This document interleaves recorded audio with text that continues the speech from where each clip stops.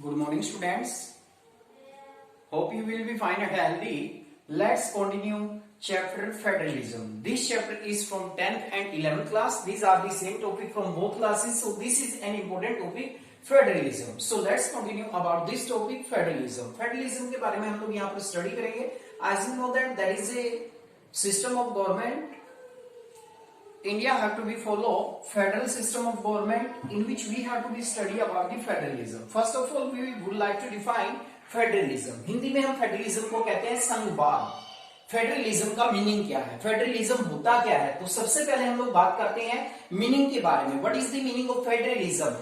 A system of government in which power is divided between the central and state government. यानी कि एक शासन करने की एक ऐसी व्यवस्था जिसमें हम लोग पावर को डिवाइड करते हैं between the central and state government, that is called federalism. उसी को हम लोग फेडरलिज्म कहते हैं, उसी को हम लोग फेडरल सिस्टम ऑफ गवर्नमेंट कहते हैं. हिंदी में हम लोग इसको संघवाद कहते हैं. तो जैसा कि आप लोग जानते हैं इंडिया फेडरल सिस्टम को फॉलो करता है. तो फेडरलिज्म का मीनिंग सबसे पहले आता है. सबसे पहले अगर हम मीनिंग की बात करें, a system of government in which power is divided between the central and the state government is to be called federalism. यानी कि एक ऐसी व्यवस्था जहां पर हम लोग पावर का डिवीजन करते हैं, पावर डिवाइड की जाती है, सेंट्रल और स्टेट गवर्नमेंट और लोकल गवर्नमेंट भी हो सकती है. ऐसे सिस्टम को हम लोग बोलते हैं फेडरलिज्म. फेडरलिज्म. अब फेडरलिज्म का टॉपिक स्टार्ट करने से पहले मैं आप लोगों की छोटी सी बात आप लोगों को यहां पर बताना चाहता हूं. एक होता है फेडरल सिस्टम, और फेडरल का यदि हम एंटोनियम्स की बात करते हैं तो फेडरल का एंटोनियम्स होता है unitary system. Unitary system. Unitary system. Unitary का मतलब होता है एकात्मक सरकार, और फेडरल का मतलब होता है संघात्मक सरकार. Both these words are the opposite word of each other. तो यूनिटरी गवर्नमेंट क्या होती थी? यूनिटरी गवर्नमेंट, एकात्मक सरकार किसे कहते हैं? यानी कि पूरे कंट्री का रूल करने के लिए केवल एक ही लेवल होता था गवर्नमेंट का. There is only one level of government. यानी कि पूरे के पूरे कंट्री का रूल करने के लिए only one level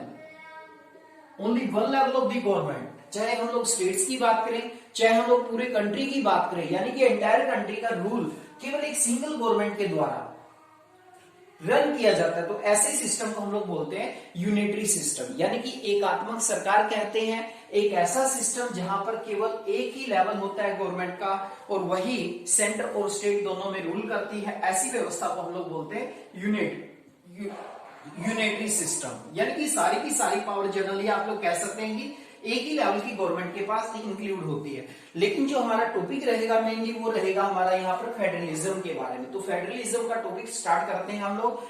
first of all I would like to define about the unitary system. Unitary system का मतलब है there is also a one level of government for the entire country. This system is to be called federalism. ऐसे system को हम लोग federalism कहते हैं.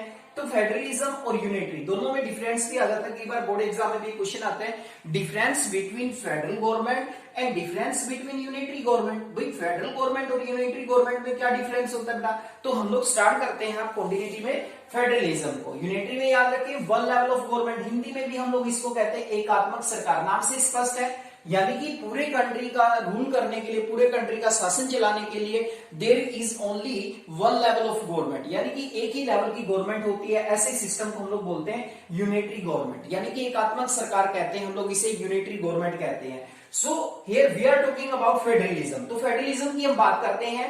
A system of government in which power is divided between central and state government. Federalism एक ऐसी शासन व्यवस्था है जहां पर हम लोग पावर्स को डिवाइड करते हैं सेंट्रल और स्टेट गवर्नमेंट के बीच में. सेंट्रल और स्टेट गवर्नमेंट यानी कि दो लेवल होंगे गवर्नमेंट के फेडरलिज्म में. You must have to remember, one is the government for the entire country. एक वो गवर्नमेंट होती है जो पूरे कंट्री के लिए होती है, that is called central government और यूनियन गवर्नमेंट. यानी कि एक कंट्री, पूरे कंट्री पर रूल करने के लिए गवर्नमेंट होती है, that is called central government, और that is called union government, जिसे हम लोग सेंट्रल गवर्नमेंट या यूनियन गवर्नमेंट के नाम से जानते हैं. And one is the government for a particular state. और दूसरा शासन चलाने के लिए एक पर्टिकुलर स्टेट्स में भी एक गवर्नमेंट होती है जिसे हम लोग स्टेट गवर्नमेंट कहते हैं. स्टेट गवर्नमेंट कहा जाता है, राज्य सरकार कहा जाता है, और देयर में be local government in some part of you can say world in India that we have to be follow the third tier of system that is called Panchayati Raj system. ठीक है ना। तो यहां पर देखिए बेटा आप लोग कंप्लीट रूप से आप लोग जानेंगे कि पूरे का पूरा जो सिस्टम है उसको चलाने के लिए जो गवर्नमेंट होती है, अब पूरे कंट्री में हम लोग शासन की बात करें, यहाँ पर हमारी सेंट्रल गवर्नमेंट रूल करती है।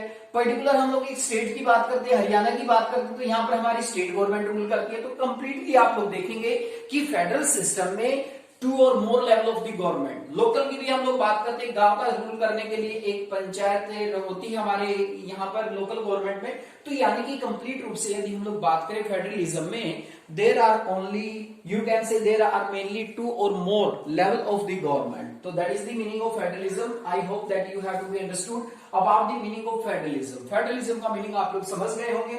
तो चैप्टर की शुरुआत यहीं से होती है। तो याद रखिए गवर्नमेंट का एक ऐसा सिस्टम जहां पर 2 या 2 से अधिक लेवल की गवर्नमेंट होती है, पूरे देश का शासन चलाना है तो दैट इज सेंट्रल गवर्नमेंट। एक पर्टिकुलर स्टेट का रूल करने के लिए that is state government. That both are the different level of government. So you must have to remember about the meaning of federalism. Unitary का मैं आप लोगों को बता चुका हूं। इसमें यूनिटरी का मीनिंग होता है एकात्मक सरकार, यानी कि पूरे शासन पूरे कंट्री का रूल करने के लिए। मान लीजिए कि इंडिया है तो इंडिया पर एक ही लेवल की गवर्नमेंट रूल करे तो उसको हम लोग क्या कहेंगे, यूनिटरी सिस्टम। लेकिन आप लोग जानते हैं we have to be follow federalism. Federalism में हम लोग सेंट्रल गवर्नमेंट भी है, यहाँ पर लोकसभा मेनली रूल करती है, राज्यसभा हमारी पार्लियामेंट, और जनरली हम लोग बात करें स्टेट गवर्नमेंट की तो state government also rule in a particular state. So that we have to be follow federal system in India. Now the next topic is we have to be discussion about the federalism, features of federalism, यानी कि federalism की features कौन कौन सी है, what are the main features of federalism. So let's continue about the features of federalism. There are mainly 2 level of the government, यानी कि जो हमारी गवर्नमेंट होती है बेटा उसमें सबसे पहली तो कंडीशन ये है भी उसके 2 से अधिक लेवल होंगे। 2 तो होंगे ही होंगे, 2 से अधिक भी हो सकते हैं। जैसे इंडिया में है पहले तो 2 ही लेवल की गवर्नमेंट थी, एक सेंटर को चलाने के लिए सेंट्रल गवर्नमेंट, एक स्टेट को चलाने के लिए state government. But in 73rd और 74th amendment that we have to be adopted the local government system that have to be ruled in a particular region, particular village और particular urban areas. So there are mainly the first feature is, देखो क्या बता, 2 level of the government, 2 level की government तो होनी चाहिए। Federalism की सबसे मेन विशेषता यही है। सेकेंड है both the government ruled over the same citizen. 2 level की गवर्नमेंट होगी, मान लीजिए एक सेंट्रल गवर्नमेंट है एक स्टेट गवर्नमेंट है, वो सेम सिटीजन के ऊपर रूल करती है, सेम सिटीजन पर रूल करती है। ठीक है, मान लीजिए कि हमारी सेंट्रल गवर्नमेंट की बात करें, हम हरियाणा से बिलोंग करते हैं तो हरियाणा के लोगों के ऊपर भी रूल करती है। और एक हरियाणा सरकार यानी कि पर्टिकुलर अगर हम स्टेट गवर्नमेंट की बात करें तो हमारी स्टेट गवर्नमेंट है जो वो भी हमारे ऊपर रूल करती है। तो कौन हुआ, सेम सिटीजन, सेम नागरिकों पर दोनों सरकार यानी कि रूल करती है। That is the second features of federalism. ये सेकंड फीचर है फेडरलिज्म की। Now we have to be continue the third feature of federalism.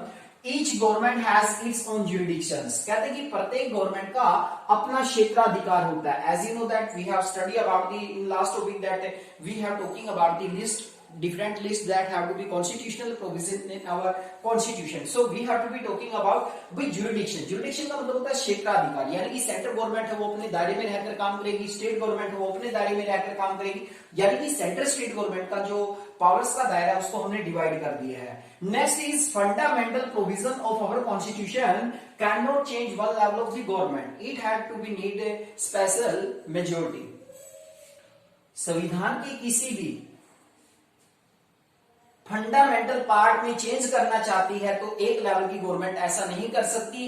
यदि चेंज करना चाहती है तो बेटा उसके लिए सेंट्रल स्टेट गवर्नमेंट यानी कि दोनों लेवल की गवर्नमेंट की रिकमेंडेशन जरूरी होती है। किसके लिए, मेन पार्ट्स के लिए। ठीक है ना, जनरल कोई अमेंडमेंट करना होता है संविधान में वो हमारी पार्लियामेंट या हमारी सेंट्रल गवर्नमेंट कर लेती है।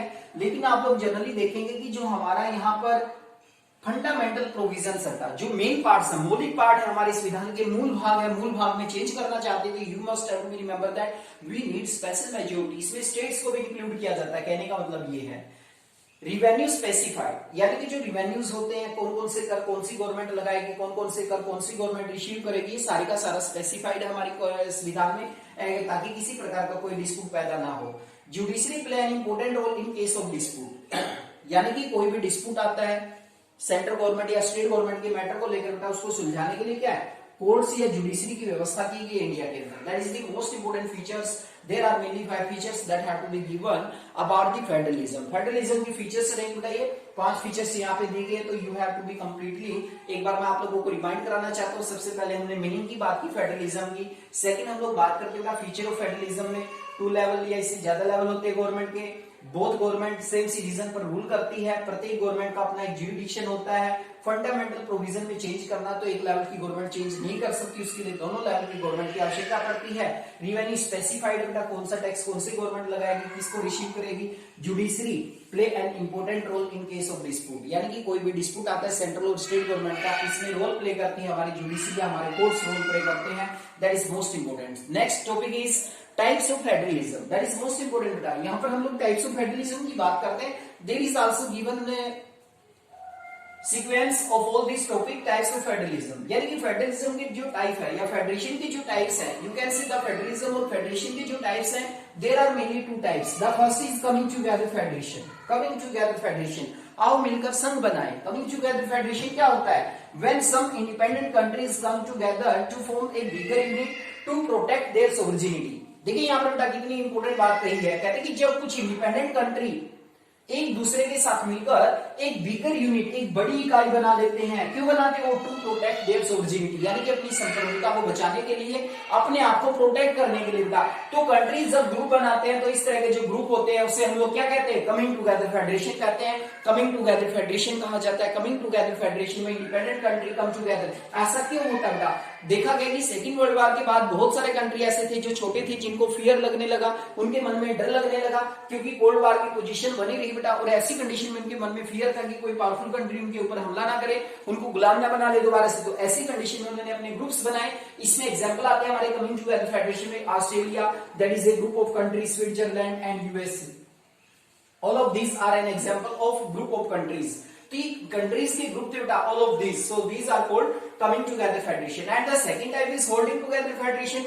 That is a complete definition of federalism. Federalism की डेफिनेशन है a system of government when power is divided between central और स्टेट गवर्नमेंट, यानी कि एक ऐसा गवर्नमेंट का सिस्टम जहां पर सेंट्रल और स्टेट गवर्नमेंट के बीच में पावर डिवाइड कर दी जाती है, उसे बोलते हैं हम लोग holding together federation. That is most important, holding together federation. Holding together federation में याद रखिए बेटा, होल्डिंग टुगेदर फेडरेशन में जनरली पावर डिवीजन किया जाता है सेंट्रल स्टेट गवर्नमेंट के बीच में। और in which country that have to be follow holding together federation system?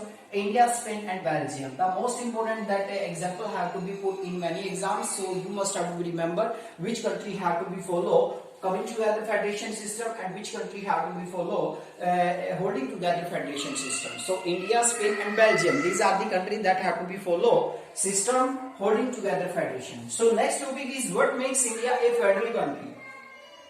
What makes India a federal country? That is most important topic बेटा. This question have to be put in many exams. अब हमने कहा कि India federal country है, India federalism को follow करता है, तो वो कौन कौन सी बातें हैं जो इंडिया को फेडरल बनाती है? There is also complete description that have to be make India a federal system, that are the given list that have to be specified in our constitution, that we have to be completely here discuss about the 4 list. The first is union list. सबसे पहले जो list है हमारी वो है union list, जिसे हम लोग संघ सूची कहते हैं। संघ सूची का मतलब है national important subjects like included in union list, like that defence, foreign affairs, currency, जैसे डिफेंस का मामला है, फॉरेन अफेयर का मामला है, करेंसी का मामला है। All of these matters are included in union list. इस तरह के जो मैटर होते हैं वो हमारे यूनियन लिस्ट में इंक्लूड होते हैं। Only central government make laws on this subject. कहते हैं कि हमारी जो सेंट्रल गवर्नमेंट है वो इसके ऊपर रूल कर सकती है, वो इसके ऊपर कानून बना सकती है। देखिए यहाँ पर कितने सब्जेक्ट हैं टोटल इसमें? ओरिजिनली हम बात करें 97 subjects are included in union list. That is most important question बेटा। 97 subjects are included in union list. That is most important. कौन कौन से सब्जेक्ट? नेशनल इंपोर्टेंस के सब्जेक्ट, डिफेंस का मामला है, फॉरेन अफेयर्स का मामला है, करेंसी का मामला, बैंकिंग का मामला बेटा। All of this topics like that are included in union list. Which government make laws? Only central government can make laws on this subject. That is most important topic. The next is state list. राज्य सूची। State important subjects are included in state list, यानी कि जो state importance के subject हैं वो हमारी state list में शामिल होते हैं। लाइक दैट एग्रीकल्चर, पुलिस, इस तरह के जो मैटर्स हैं जो स्टेट लेवल के हैं उनको हम लोग स्टेट लिस्ट में इंक्लूड करते हैं बेटा। That is most important topic. The state government can alone make law on this subject. केवल स्टेट गवर्नमेंट ही स्टेट लिस्ट के विषयों पर कानून बनाने का अधिकार रखती है। The third list is concurrent list. Concurrent list those subject which are important for the both level of government, central government, state government, these are included in concurrent list, like that education, marriage, adoption, all these topics are included in concurrent list। ये सारे के सारे जो subject हमारे वो concurrent list में शामिल किए जाते हैं। both central and state government can make law on this subject. ये भी याद रखिए बेटा, दोनों लेवल की जो हमारी गवर्नमेंट है, सेंट्रल गवर्नमेंट है और स्टेट गवर्नमेंट है, वो कानून बना सकती है इनके ऊपर। तो these are the mainly 3 list that we have to be study about. अगर हम बात करें स्टेट लिस्ट में जो सब्जेक्ट आते हैं, टोटल अगर सब्जेक्ट की बात करें हम लोग इसमें 66 सब्जेक्ट आते हैं। कॉन्करेंट लिस्ट में अगर हम बात करें there are originally 47 subject. That is the most important topic about this. Union list में तो नेशनल इंपोर्टेंस के सब्जेक्ट होते हैं जैसे defence, foreign affair, currency, banking, all of this topic are also included in union list. Only central government can make law on this subject. कितने subject है इसमें? 97 subject. कौन सी गवर्नमेंट रूल करेगी, कौन सी गवर्नमेंट कानून बनाएगी? Central government. स्टेट इंपोर्टेंस के जो सब्जेक्ट है that were included in state list. Topic agriculture, police है। टोटल टॉपिक की अगर हम बात करें 66 सब्जेक्ट ऐसे हैं जो हमारे स्टेट लिस्ट में आते हैं। Only state government can make law on this subject. Concurrent list में both national and state important subject include किए जाते हैं, like that education, marriage, adoption, there are mainly 47 subject that have to be included in concurrent list। अब बात करते हैं primary list की और यहाँ पर डी ड्यूरी लिस्ट। यहाँ पर देखिए ड्यूरी लिस्ट के बारे में हम लोग कंप्लीट बात करें, इसको बोलते हैं हम लोग विशिष्ट सूची या विशेष सूची। तो विशिष्ट सूची के बारे में क्या कहा गया है? दो subject which do not include in the above 3 list, these are included in the residuary list. यानी कि ऐसे सब्जेक्ट जो 3 लिस्ट में शामिल नहीं है उसको हम लोग रिसीवरी लिस्ट में शामिल करते हैं, ठीक है ना। लाइक दैट कंप्यूटर सॉफ्टवेयर, कुछ ऐसे इन्वेंशन होते हैं जो समय के हिसाब से हम लोग इन्वेंट करते हैं, तो ऐसे आविष्कारों को हम लोग शामिल करते हैं हमारी कौन सी लिस्ट में? रिसीवरी लिस्ट में। तो there are mainly 4 list that have to be explain that India is a federal country, that we have to be follow federalism.